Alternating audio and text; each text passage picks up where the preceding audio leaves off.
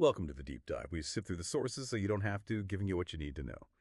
Today, we're diving into a story that's pretty compelling, but also, frankly, deeply unsettling. It's about trust, community, and a really devastating betrayal. Our mission here is to unpack how someone who seems, completely trustworthy can exploit those very social ties that are meant to hold a community together. We're focusing on Ghazala Din. She's from Washwood Heath in Birmingham, described as a quiet, close-knit area. And the sources, they're really clear on this. She came across as polished, trustworthy, maybe even admirable at first glance. It's not just about appearances being deceiving, though. It's more like how predators actively build these personas. They know it lowers our guard, right? It feels very calculated. Absolutely. And what's fascinating in a grim way is how this whole situation highlights the con of confidence.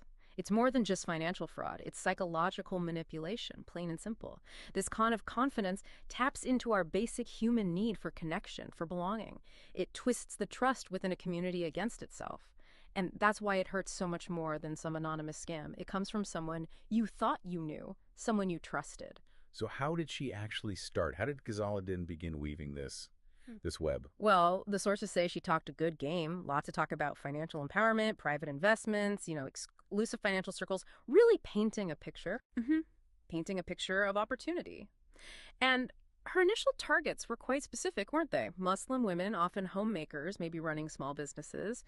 They were drawn in partly because of that shared cultural background, that familiarity, but mostly it was the trust that was already there within their community.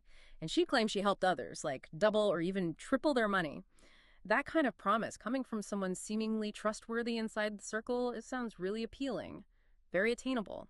Yeah, I can see how that would work. And she used tools we all recognize, right, to build that credibility. Things like WhatsApp groups, voice notes, even just getting references from mutual friends. It sounds very grounded in everyday interactions.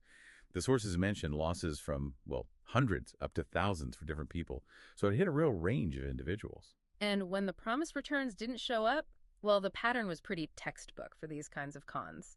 Excuses started piling up, bank delays, account freezes, some technical issues.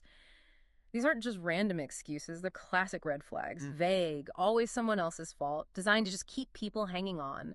Then she'd often just go quiet for a bit, disappear, only to pop back up later, maybe with a slightly different pitch, trying to pull them back in. Right, and it didn't stop there, did it? Yeah. The sources indicate her ambition grew. This wasn't just contained to that initial group. Exactly. She started looking further afield. It shows how the strategy evolved, perhaps became more confident or desperate. She expanded her targets to include single mothers who might be more vulnerable, really hoping for some financial stability. And eventually, it seems like anyone in her wider network could become a target. She basically built a web of deception, as the sources put it. Each lie just sort of propped up the next one. It was clearly a calculated, ongoing thing. And here's a really crucial point from the sources. She apparently didn't work alone. Mm-hmm. There was a handful of close friends and enablers, helping her keep the whole thing going. They played a key role, vouching for her credibility, forwarding her messages, sometimes even collecting the money for her. That's a really important element. Those enablers, they essentially weaponize social proof. Think about it. If someone you know and trust vouches for something, your skepticism just plummets. It makes the whole scam much harder to spot from the inside. And the consequences, well, they're devastating. We're talking about dozens of women left in serious financial and emotional distress. People have filed reports. Victims are speaking out now. But the sources are clear that, as of their writing, Ghazala Din has yet to face justice.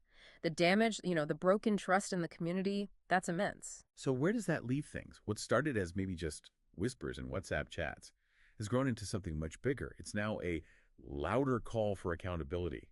Yeah. You see women from different walks of life joining forces. And it's not just about trying to get their money back. It's also about protecting other people, trying to rebuild some sense of community maybe. Yeah, and I think the core lesson here, the thing that really jumps out from the sources, is stark. It's that the most dangerous scams, the ones that cut the deepest, often come from people who look like you, sound like you, people who smile, speak your language, and call you sister or brother. It really underscores how these schemes prey on our hopes, our connections, our fundamental trust in each other. So it leaves us with a pretty heavy question, doesn't it? What does this story, Ghazala Din's story, really tell us about the risks that might be lurking closer than we think, even within our trusted circles? And maybe more importantly, how do we get better at telling genuine sincerity, apart from calculated manipulation? especially when trust itself is the weapon being used against us. Something for all of us to think about.